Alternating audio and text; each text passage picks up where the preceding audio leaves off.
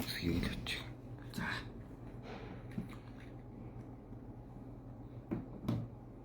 Явц. За. Сайн байцгаана уу? Өдрийн мэндийг хагас өдөр лайв хийж байна.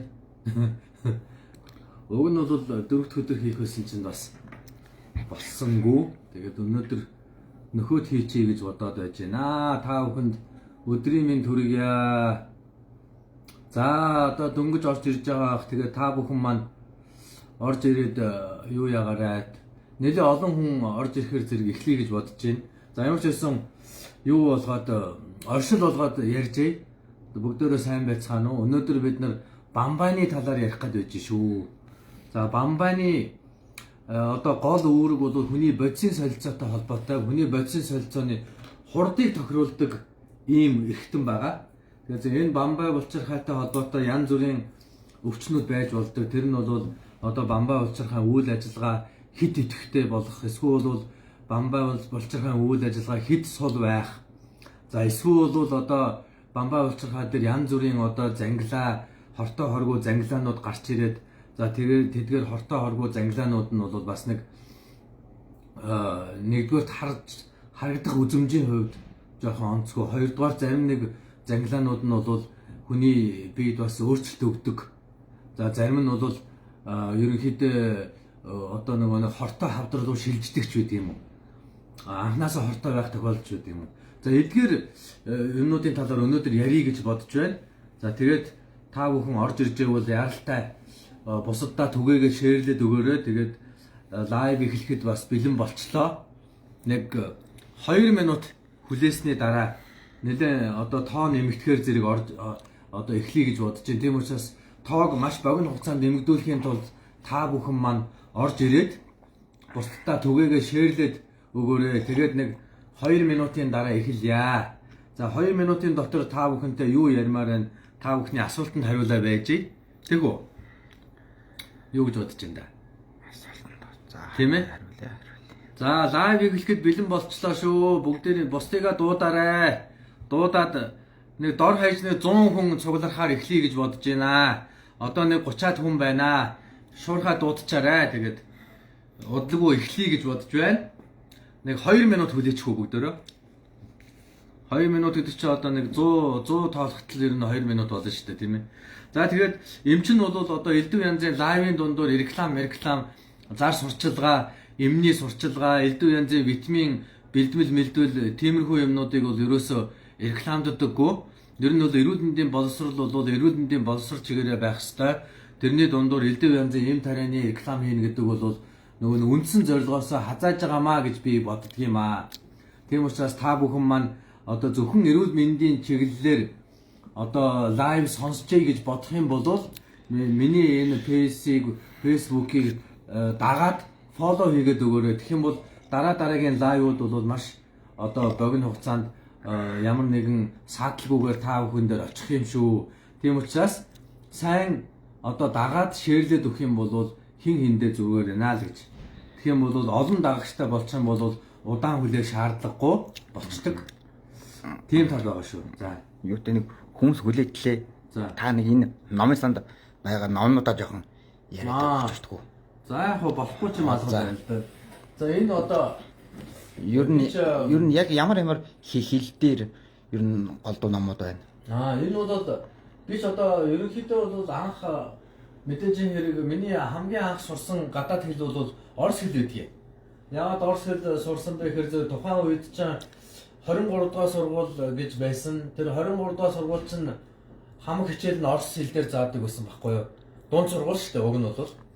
Тэгээд тэр битгээл бүр зургийн хичээлийг хүртэл орос хэл дээр заадаг байсан. Тийм сургууль байсан. Хөгжмийн хичээл заримдаа бас орос багш зааж л байдаг. Тэгээд бусад бүх хичээлүүд ер нь бол монгол хэл уран зохиолоос бусад бүх хичээл тэр үед чинь орос хэл дээр заадаг байлаа.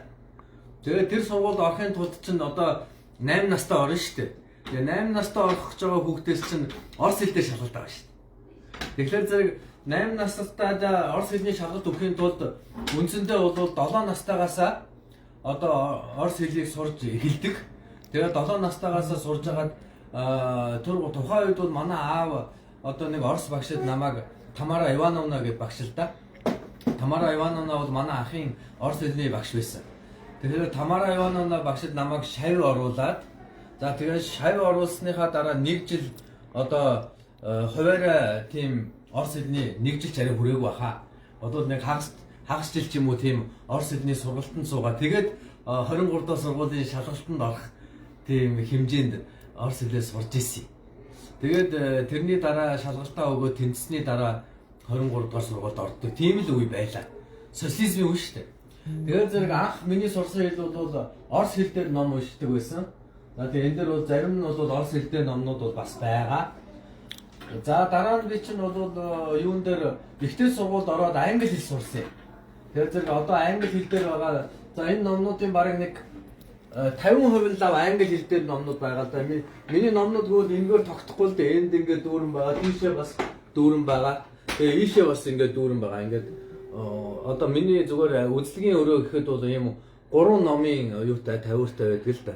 За энд бол орос номнуудыг хэлбэг гэдгийг. Тэр намайг ихтэй сургууль сурж авч чинь одоо голдуу бол орос хэл дээр л их номнууд байдаг байлаа шүү дээ. За энэ бол жишээлбэл элэг судлалын одоо орос хэл дээр номнууд байна. Энэ бол одоо юуны дээр үеийн одоо Оросын одоо ном Анагаах ухааны энциклопед байж гэн тий. За тэгээд энд ийшээ бол нөгөө нэг төвд хэл болон уйгурзан монгол ойлгох дээр үеийн уламжлалт Анагаах ухааны ном судрууд байж байгаа. Тий. Тэгэл иймэрхүү номнууд. За ийшээгээ болохоор зэрэг дараа нь би чинь юу англи хэл дээр англи хэлийг сураад дараа нь төвд хэлийг бас сурсан. Тэгээд тэр төвд хэл дээр болохоор зэрэг одоо Оточ Маранбек сургууль байгаад энэ төвд хэл дээр байдаг энэ уламжлалт Анагаах ухааны номны юм том алдартай цоврал байдгийг. Энд чинь барыг 60-70-аад номны цоврал та надад байгаа нь бол нэг 50-аад л байх шиг байгаа. Тэгээ иймэрхүү цоврал байдгийг. За Японы хэл дээр бол би нөгөө Японд 8 жил сурсан учраас Японы хэл дээр бас надад Анагаах ухааны номнууд нэлээд их байдаг.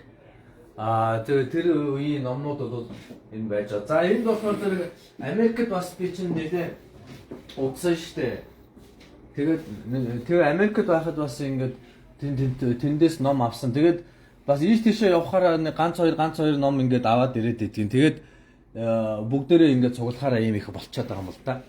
За бас манай гэрт бас энэс бас дутуугүй их хэмжээний номнууд бас байдаг. Анагаах ухааны номнууд голдуу уншдаг л да. Яагаад гэвэл ерөөсөө нэгдүгээр мэрэгжил Анагаах ухаан гэдэг чинь угаасаа сурч дуустгүй ийм мэрэгжил байдаг. За тэгээд эндээс чинь бас хүний өвчин зовлон зөв ойлгох маш сайн одоо онцлогоо сайн тогтоож ижил ер нь бол эмчилгээ сайн болно шүү дээ. Тэгээ онц тогтооход бол онлын мэдлэг асар чухал байдаг. Тэгээд онлын мэдлэг сайн явахгүй бол бас болохгүй. За сүүлийн үед бол энэ юу гэж нэг сайхан юм. Интернет гэж нэг бас сайхан юм байна. За тэгээд хиймэл оюун ухаан гэж нэг бас нэг хэрэгтэй юм байна. Ингээд энэ дээрээс бол авсан мэдээллүүдээ ингээд яачдаг. Хүн эмчлэгтэй л хэрэгэлдэг л дээ үндсэн.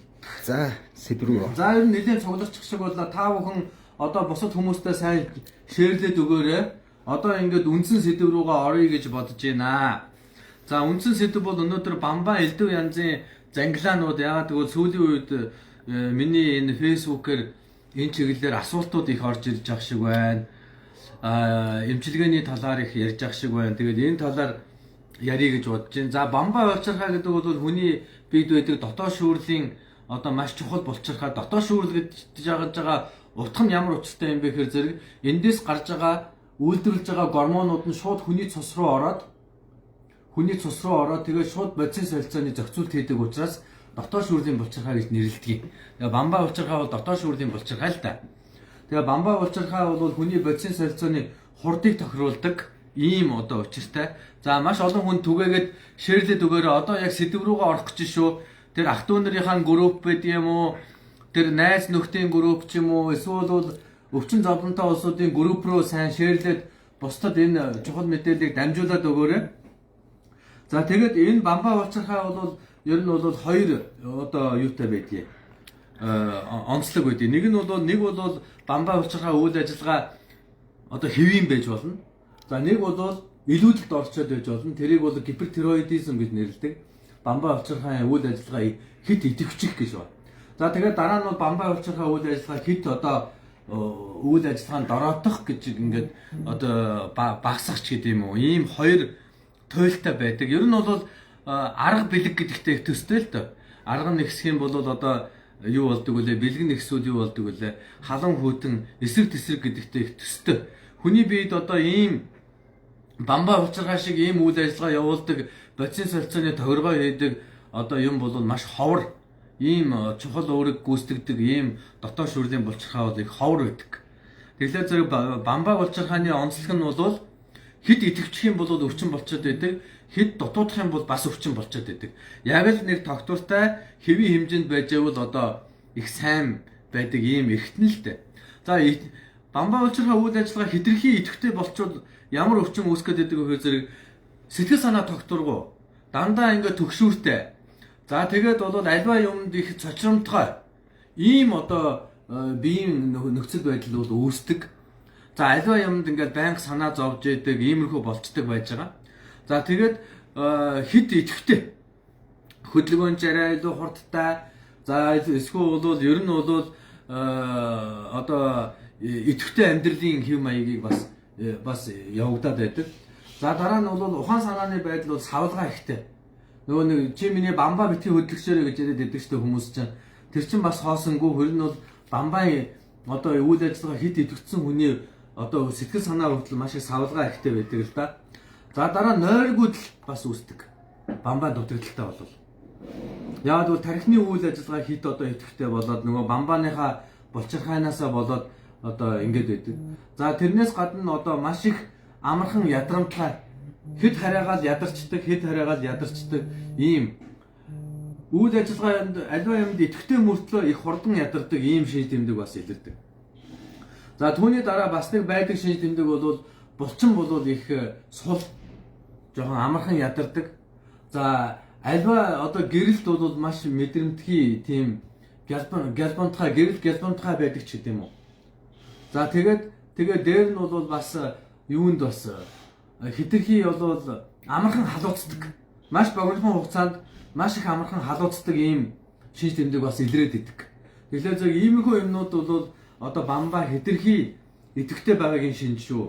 За зарим тохиолдолд бол бас амархан гүйлгдэг, их ойрхон гүйлгдэг. Яагаад гүйлгээд идэг вэ гэхээр зэрэг гидсний гөрөлцөх хөдөлгөөнийг маш идэвхтэй болгочдөг учраас хүний гидс ингээд ходоод нь ч гэсэн их маш идэвхтэй байх юм бол амархан гүйлгдэг болчдөг байхгүй. За тэгээд дараа нь болохоор зэрэг юу байж байгаа? Маш амархан цангадаг, ойрхон цангаад байдаг. Энэ бол бамбаа бас хэтэрхий идэвхтэй байгаагийн шинж тэмдэг байна. За манайхан зөндөө олуулаа ороод ирсэн байх шүү. Одоо цааш нь бусад хүмүүстэй сайн түгээгээд өгөөрэй. Олон хүнд хэрэгтэй мэдээлэл өгье гэж бодоод байна. За зарим тохиолдолд бамбаанаас болоод бас бие их загтандаг. Бие загтнах тохиолдол байдаг. За тэгээд одоо ерөнхийдөө бол гол шинж тэмдгүүд нь энэ шүү. За ёо. Тэгэхээр бамбаа илүүдэлтэй улсууд бол хэтэрхий халууцаад байнга цонхоо онгоолгоё, халууцаад байна, өвлийн хүүдэн ч гэсэн цонхоо онгоолгоё гэдэг иймэрхүү улсууд байдаг. За дараа нь бол бамбааны дутагдал байгаа. За бамбааны дутагдал бамбаа илүүдэл дээр бас нэг чухал шинж тэмдгийг дутуу хэлчихлээ. Энэ болохоор зүрх дэлсэх байгаа. Бамбаа хэтэрхий их идэвхтэй ажиллаад хэтэрхий бамбаан гормоо ялгараад байх юм бол зүрхний дэлсэлт өндөр байдаг. Тийм учраас зүрх дэлсээд байвал зүрхний эмчнэр бамбаа шинжилгээ өгүүлж идэг шүү дээ, тийм ээ. За дараа нь бас болохоор зэрэг гар ингээд булчин ингээд татгандаг. Бамбаа илүүдлийн үед татганаад идэг. За яасан юм бол энэ ч одоо хинбэ? Яасан юм гэсэн бэ? Юм асуусан юм. Завгүй байна. За тэгээ дараа нь болохоор зэрэг үс бас ундаг. Одоо бамбаа илүүдлээс болоод үс унах тохиолдол бас байдаг. За яасан яач вэ? За тэгээд болохоор зэрэг бамбаа илүүдэлтэй улсуудын бас арьс бас хэтэрхий их тийм чиглэг байдаг. Чиглэг. Хөлөрдөг юм тий. Тэг хөлөрөд идэх тий. За тэгээд болохоор зэрэг гол шинж тэмдгүүд бол ингээ болчлоо. За өөр ямар юм байдгүй хөө зэрэг бамбаан дутагдал байдаг. За бамбаан дутагдал бол маш амархан. Ямар шинж тэмдгүүд байдаг вэ гэхээр зэрэг саяны гарсан шинж тэмдгүүдийн эсрэг шинж тэмдгүүд байдаг. За өөрөөр хэлбэл одоо хэд идэвхтэй биш залхуу, хөдөлгөөн удаан, за хөдөлгөөн одоо сул, за тэгсэн мөртлөө хит таргалаад байдаг. Бамбаа илүүдэлтэй улсууд ч юм бол дандаа тураад байдаг бол бамбаа илүүдэлтэй хүн бол хит таргалаад байдаг.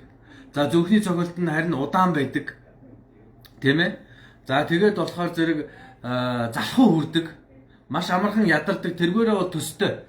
Бамбаа илүүдэлтэй хүн ч бас их амархан ядардаг. Дутагдaltaй одоо дутагдaltaй хүн ч гэсэн амархан ядардаг тал байдаг байгаа. За тэгээд болохоор зэрэг булчин бас өвдөж болно. Үе мөч нь өвдөж болно. Хаяа бас хавгнах шинж бол бас бамбаа үед бол бас илэрдэг. За бамбаа илүүдэлтэй хүн бол арьсан ингээд нойтондоо чиглэг байдаг бол бамбаа дутагдaltaй хүнийх бол хуурайшилтай байх талтай. За бамбаа дутагдлын бас нэг сэтгэл санааны маш том шинж тэмдэг бол бамбаан одоо дутагдлын үед бол сэтгэл готролд орох гэдэг. Тэгээ энэ бол ялангуяа энэ дөнгөж төрсний дараа бас эхчүүд одоо бамбаан дутагдалд ордог л доо. Тэгээ тэр бамбаан дутагдлын үед бас эхчүүд ингээд дөнгөж төрсний дараа сэтгэл готролд бас орчих гээд байдаг ийм тал байдаг. За бамбаан дутагдлын үед мөн зүрхний цохилт их бага байдаг. Харьцангуй удаан байдаг. За тэгээд дараа нь болохоор зэрэг нөгөө өргүүдлийн шинж тэмдэг бас бамбаан дутагдлын үед бас илэрдэг байгаа. Өргүүдэлтэй холбоотой шинж тэмдгүүд илэрдэг. За иймэрхүү гол шинж тэмдгүүд бол бамбаан дутагдлын үед илэрдэг. За өөр тодруулах юм байна уу? За нэг ингэж юу гэдэг нэг биеийн зарим хэсгүүдээр халуу оргоод байна. Одоо гарын алга, хөлийн уул, за хүзүү, за зүгээр энэ юу хөвлийн хэсэг ингээд халуу оргоод за эднэр бамбаатай хамааралтай юу. За энэ хамааралтай байж болно. Гэхдээ яг энэ бол хоёр талтай. Зарим тохиолдолд ялангуяа эмэгтэй хүн дээр иймэрхүү халуу оргидог өвчнүүд нь бол шинж тэмдгүүд нь бол эмэгтэйчүүдийн гормоны гаралтай голдуу байдаг. Бамбааны гаралтай бол бүтэн биеэрээ халуу оргидог шүү. За юу. Хэсэгчилж энэ тэнд халуу оргиод байвал голдуу эмэгтэйчүүд ялангуяа гормоны савлгаанууд өөрчлөлтүүдээс болдог. Заримдаа бас одоо нөгөө биений юм дуусаад цэвэршилт явагддаг штеп. Цэвэршилтийн өмнө болон цэвэршилтийн дараа иймэрхүү шинж тэмдэг бол эмэгтэйчүүдэд илүү одоо тохиолддог. За бамбаан дутагдал үүсгдэг хамгийн гол өвчин бол Хашимотогийн өвчин гэдэг өвчин байж байгаа. За Хашимотогийн өвчин бол одоо бамбаа руу хүний биеийн дархлааны эсүүд ингээд дайралт хийгээд бамбаа дээр өрөвсөл явагдаад нөгөө бамбаан гормон ялгаруулдаг гол эсүүд үхээд тэрнээсээ болоод бамбаан дутагдал үүсхийг бол Хашимотогийн өвчин гэж нэрлэдэг юм аа.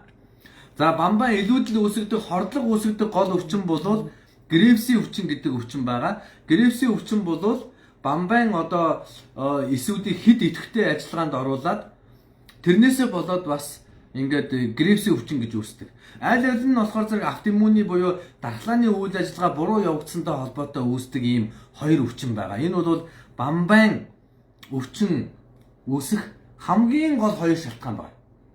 Бамбаан өрөвсөл болон бамбаан дутагдал болон илүүдэл хордлого үүсэх хамгийн гол хоёр шинж тэмдэг байна. За энэ хоёрыг бол цусны шинжилгээгээр маш амархан илрүүлчих бас болдог. За шинж тэмдгээр нь ч бас тогтоож болдог. За цусны шинжилгээгээр бол одоо жишээлбэл TG тироглобулины эсрэг бие, за TPO эсрэг бие гэдэг хоёр шинжилгээгээр бол Хашимотогийн өвчнийг бол тодорхойлчихно. За Гревсийн өвчнийг бол TSH рецепторын эсрэг бие гэдэг шинжилгээгээр бол Гревсийн өвчнийг бол тогтоочно. Ингээ нүд нь ингээ бүлтрэгч байгаа юм шиг том нүдтэй улсууд бол голдуу Гревсийн өвчнөд байдаг. За Хашимотогийн өвчин бол голдуу бамбаан дутагдал үүсгдэг ийм эрсдэлтэй ийм аюултай өвчин байна. За бамбаа одоо элдв янзын зангилаанууд бол маш их байдаг л да. За бамбаан зангилааг бол дотор нь бол хортой зангилаа, хоргуу зангилаа гэж хоёр хуваадаг. За яг хоо бамбаа дээр байдаг ихэнх зангилаанууд хоргуу зангилаа байдаг. Хоргуу зангилаа нь бол дотроо янз бүрийн өрөвслийн зангилаа байж болно. За аденом гэдэг одоо хоргуу хавдрын зангилаа байж болно.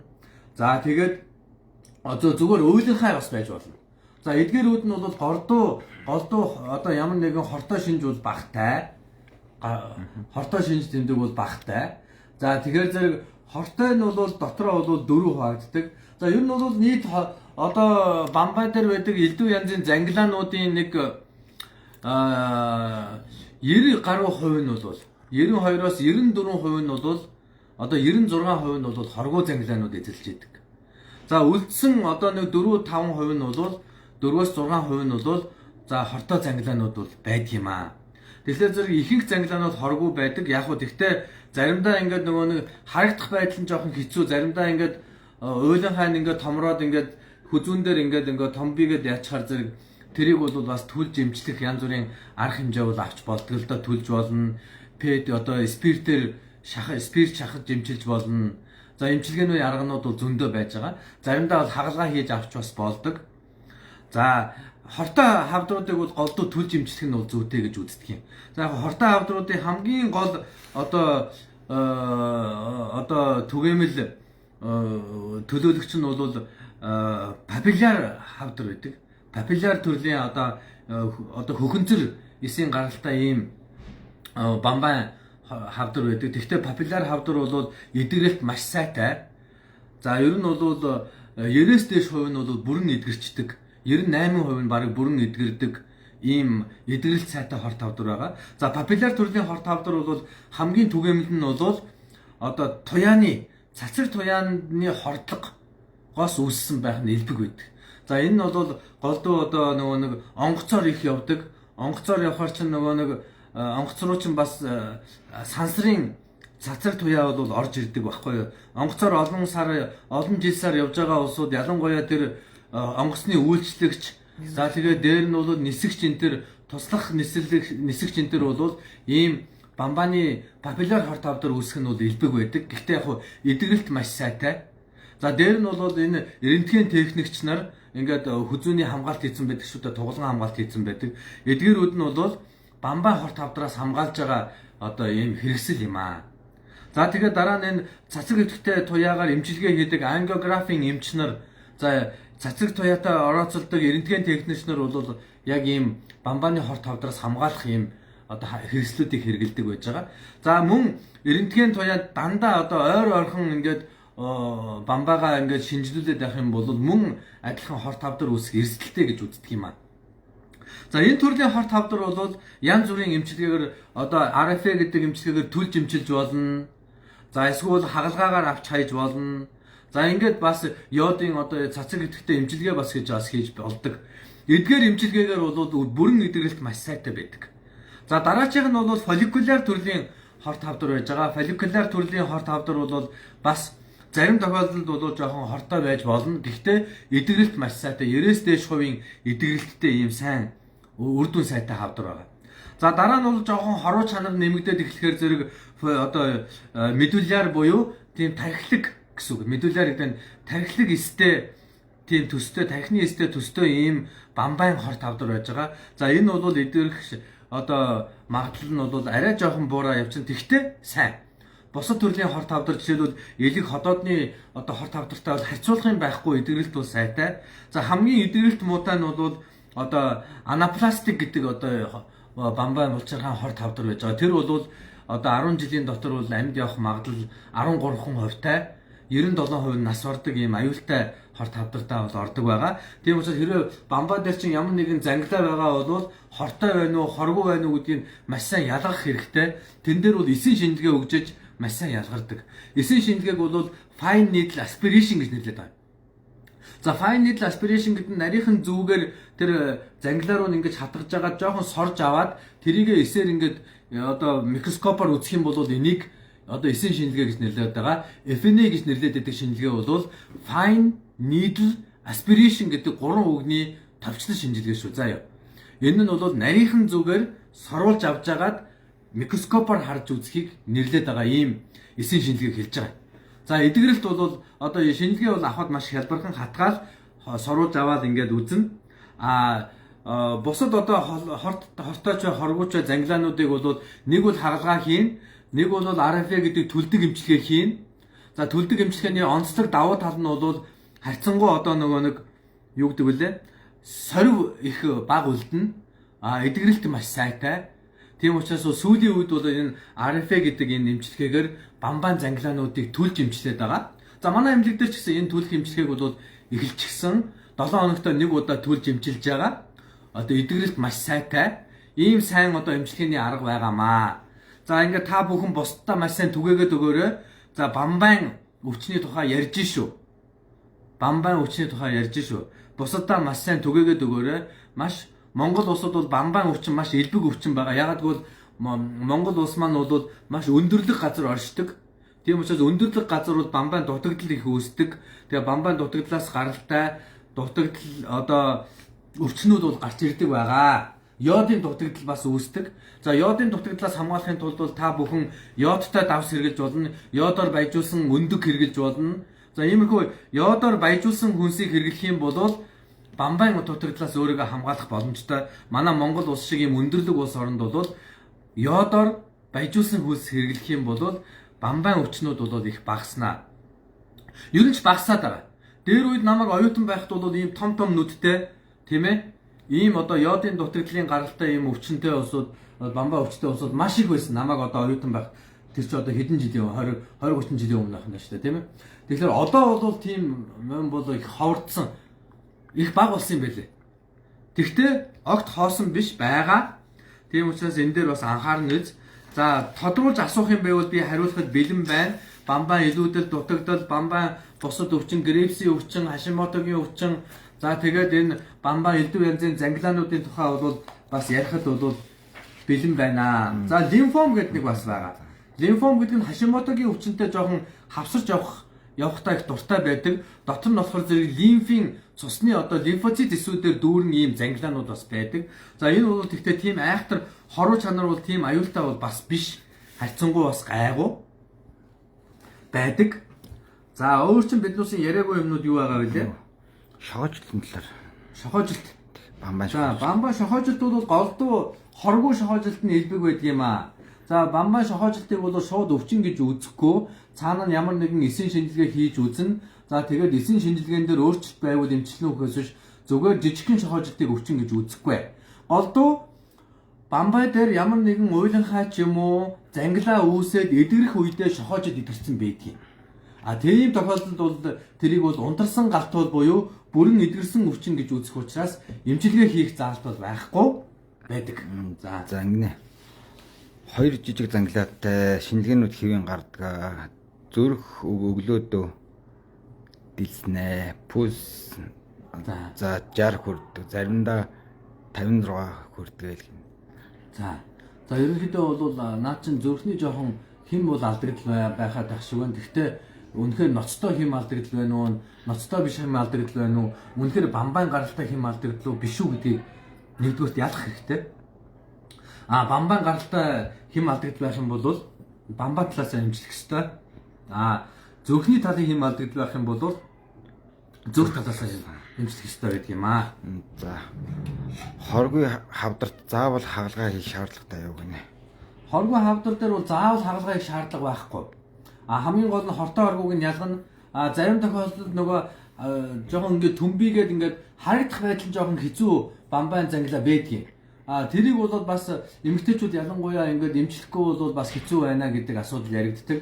Энд нь ингээд нэг юм бондгор тенсний бөмбөг шиг юм бөөнхий ингээд гарчаа яваад ахлаа зэрэг бас гоо сайхан талаасаа хэцүү байд юм шиг байна. Тэгэхээр зэрэг тиймэрхүү юмнуудыг бол арафын эмчилгээгээр бол бүрэн эмчлээд ээж бас болно. За иймэрхүү байна. Өөр асуулт тодруулах юм юу байна? За айхтар нэг энийг асуух юм юу гардаа энэ хэвчээг. Сайн уу юм чи хэрэг өвчин гэнэ үү? За эсийн шинжилгээний медиулаар гэж гарсан чи эдийн шинжилгээгээр өөр хариу гарсан. Энэ байж болох уу гинэ. За энэ болохоор зэрэг эсийн одоо шинжилгээний жоохон зөрүү гарсан байна. Энийг бол сайн ягтлах хэрэгтэй. Медуляр байвал нэг өөр, анапластик байвал бүр аюултай л да. Тэгэхээр зэрэг анапластик байна уу, медуляр байна уу гэдгийг жоохон ялагчмаар л байна. Тэгээ шинжилгээнийхээ хариуг аваад хүрээ дээрээ би бас харъя. Тэгж жагаад бас хоорондоо ярьж байгаа тэр асуудлыг шийдэе гэж бодож байна. За үнэхээр хоруу шинжтэй медуляр байвал бас одоо эмчлэхгүй болохгүй. Медуляр гэдэг бол хортой дөрвөн хавдрын нэгт ордог. Ер нь бол энэ бамбаны хавдард бол дөрвөн хортой хавдар байгаа шүү дээ. Энэ дөрв дотор орж явах юм бол эмчилгээ хийсэн зөв шүү. Огт эмчлэхгүй байвал бас хожуу байх үе бол байдаг.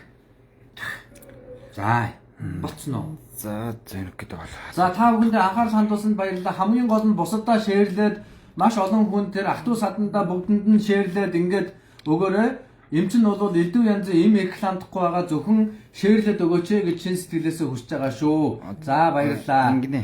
За Хаана үзүүлэх вэ? За энэ чинь цаг Happy авах вэ? Veritas эмдэг дээр өдөр болгон үзлэг хийж байгаа. Бүтэн сайнаас бусад бүх өдөр үзлэг хийж байна. Тийм учраас ирээд номер аваад үзүүлчихэд болно. За баяртай.